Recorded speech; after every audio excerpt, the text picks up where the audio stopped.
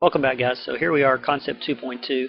Concept 2.2 says an element's properties depend on the structure of its atoms. And even at this small level, there's almost this repeating idea of form and function.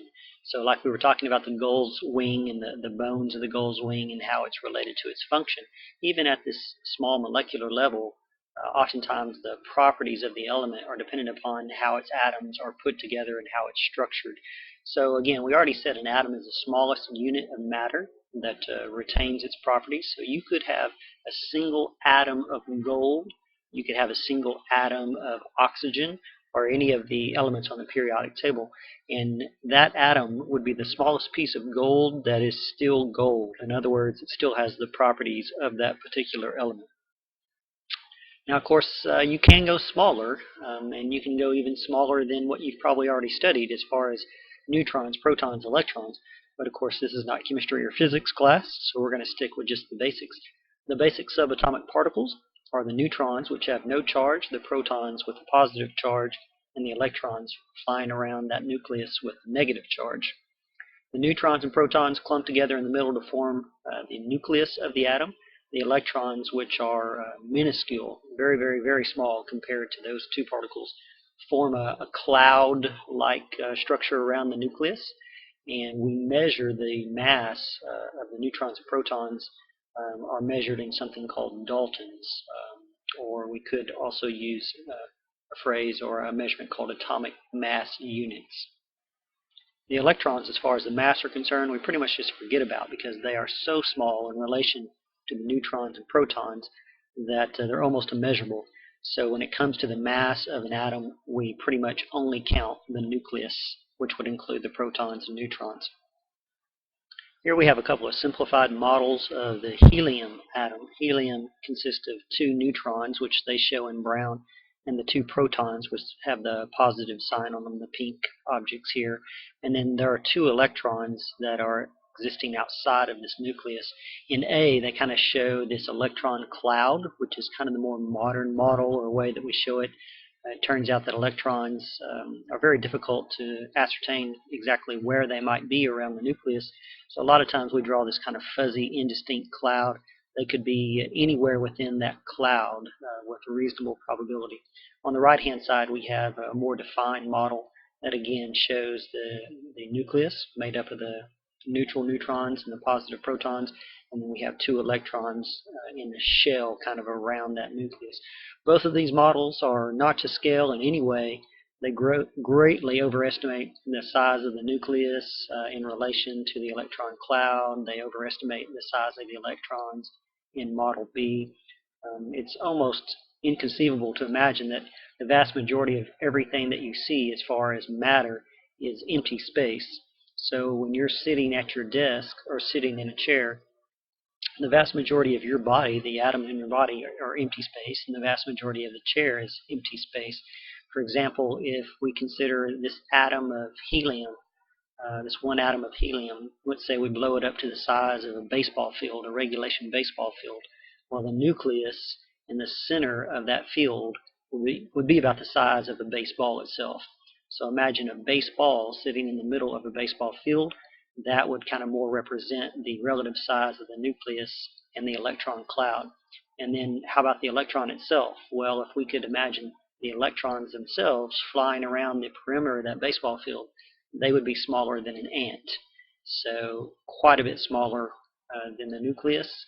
And then, of course, the nucleus is quite a bit smaller than the entirety of the atom itself. If you look on the periodic table or any chart that talks about elements, you're going to see a couple of different numbers and figures, and that helps to describe that particular atom or element. The element's atomic number is the number that's perhaps the most important number. It's the one that never changes. That's the number of protons in its nucleus. For example, oxygen has an atomic number of 8. It has 8 protons in its nucleus, and that will never change. If it does, it becomes a different atom. It becomes a different element. The element's mass number is basically the sum of the protons plus neutrons. So we're basically measuring the nucleus when we talk about the mass number. And then when we talk about the atomic mass, that's the atom's total mass, including all of its isotopes. And that's going to be an approximation based on how many isotopes are possible and what the average mass is of those isotopes. So we have atomic number, mass number, and atomic mass. Those are kind of the three defining numbers for every element. I mentioned isotopes when I talked about atomic mass. Isotopes are basically a different flavor or variation of an element. While the number of protons can never change, the number of neutrons can change. So, for example, you may have a particular type of carbon that will always have 6 protons in its nucleus, but it could have differing numbers of neutrons. And that doesn't change the fact that it's carbon, but it does create what we call an isotope.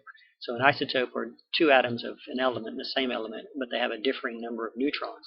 Some of these isotopes are what we call radioactive. In other words, they fall apart spontaneously, and when they do that, they give off particles and energy. So radioactive isotopes, perhaps you've heard that before, oftentimes used in scientific experiments or medicine for certain purposes. Without going into a great amount of detail, we might want to hit on some of the technology that results from these discoveries. So these radioactive isotopes can be used to help date fossils. Perhaps you've heard of carbon dating or other forms of dating, tracing atoms through the metabolic processes. In other words, these radioisotopes can be used in medical tests to see what's going on inside the body of a living creature, and they can use to be diagnostic tools for different medical disorders. In the book, it talks about a quick example where they're using radioactive isotopes to determine what temperature is best for the formation or creation of DNA. And they use a radioactive isotope, and then they put the various petri dishes in incubators at different temperatures, and then they use a machine called a scintillation counter, which actually counts some of the energy emitted by these radioactive isotopes. And that is kind of analogous to kind of a counting process to measure the amount of DNA. And then they developed a chart from their data that shows the optimum temperature for the synthesis of DNA was, it looks about 35 degrees Celsius.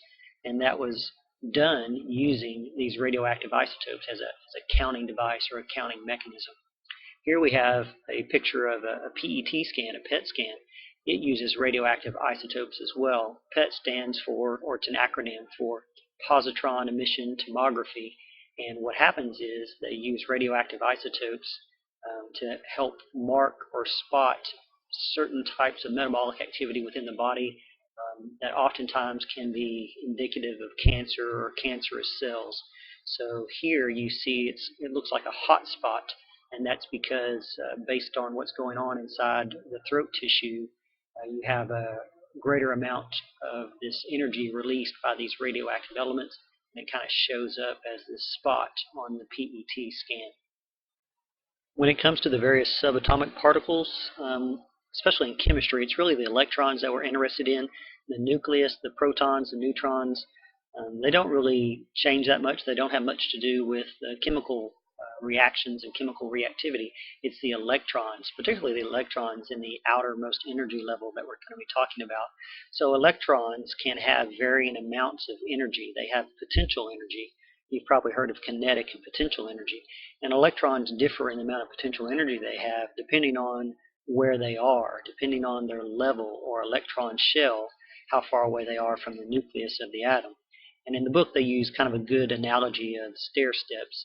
And so a ball has greater potential energy when it's sitting up here at the top step than it does at this step, or all the way down at the ground level. So the higher the step that the ball is sitting on, the greater amount of potential energy it has because of its distance or its relationship to where it is down to the ground. And that is analogous to kind of the atom as well. The further out from the nucleus the electron resides, the greater amount of potential energy that it has. The chemical behavior of an atom, how reactive it is or how likely it is to react with another element or another atom, is dependent upon how those electrons are arranged in those electron shells. And the periodic table is an amazing chart if you learn how to use it and how to study it, because it tells us quite a bit about each one of those particular elements.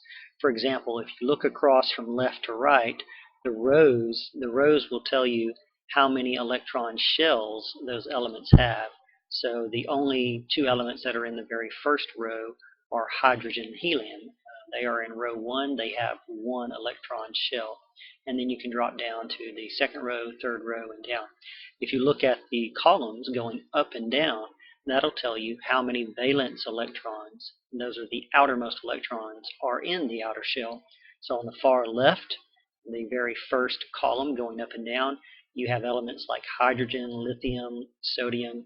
They all have 1 electron in their outermost shell. And this information is very helpful to determine the reactivity of those elements. And here on the chart or the table in front of you, they kind of have different ways of showing this, but you see the circles represent electron levels or shells, and the dots are representing the number of electrons within those shells. The electrons don't move out to a higher level shell until the shell underneath is filled.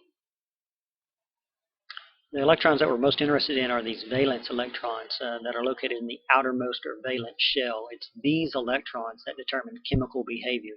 So the electrons that perhaps are in a shell closer to the nucleus, let's say we're talking about a larger element, say we're talking about sodium here. Sodium has 3 levels or layers of electrons. Well, it's only this outer layer that's going to determine the reactivity and the chemical nature of sodium. The inner 2 layers are not going to be affected, and the nucleus is not affected at all. In chemical reactions, the nucleus doesn't play a part. Now, in physics, you may talk about atomic reactions, like the creation of atomic weapons, an atomic bomb. Well, yes, that is affecting the nucleus, but those are completely different reactions, not covered in chemistry, not covered in what we're doing here in biology as well. One important fact to keep in mind is if the element has a full valence shell, in other words, if it has the outer shell filled with electrons, then it's what we call inert. In other words, it doesn't react much at all, or it's very difficult to get it to react. So, for example, on the far right side of the periodic table, there are what we call the noble gases, and they are not very reactive, primarily because their valence shells are filled. Oftentimes when we talk about these outer electrons and how they interact with one another, we discuss the orbital, the electron orbital. And the orbital is basically the area, the 3-dimensional space where that electron is found the majority of the time, say 90% of the time. And here we go again. Very rare that you see a 100% in science. And that is, in this particular case, because of something called the Heisenberg uncertainty principle, which basically tells or says that we can know perhaps where the subatomic particle is, or we can know how fast it's going, but we can't necessarily know both. And if you're kind of interested in that, it's a pretty cool principle. You might want to look up Heisenberg's uncertainty principle. But this orbital is basically the area where we would normally find that electron, where we would say with confidence that electron would usually be. We can show this in a couple different ways. Here we have an electron distribution diagram. Basically, we're just using simple circles for the various electron levels or shells, and then dots to show how many electrons are in that shell. So here we have one of those noble gases, neon. Neon has 10 electrons, and we see there are 2 in the first shell, and then there are 8 in the second shell. That actually fills the second shell. So again, that means that neon is pretty inert. It doesn't often react with much of anything else. So one question you may have is, well, how do we know how many electrons can fit in that particular shell? And there's actually a formula to kind of shorthand or to know that, and the formula is 2n squared, where n is the number in the shell. I popped it up on the screen right here. 2n squared, where n is the number of the shell. Say, for example, in the first shell, so n is 1, 1 squared is 1 times 2 is 2. So the first shell can only fit 2 electrons as a maximum. The second shell, put that in, the number 2 for n. 2 squared is 4 times 2 is 8. The second shell can hold 8. If we had a third shell here, 3 squared is 9 times 2 is 18. The third shell can hold a maximum of 18. Now, that's a little bit different than saying the shell is filled and not reactive, because even that third shell, although it might be able to hold 18, it would be considered non-reactive or filled if it has a full complement, which is 8. which is the octet rule, which perhaps you've heard in chemistry before, the octet rule. So even that third shell, although it can hold 18, it would be considered filled or full or non-reactive if it had its full complement of 8 electrons.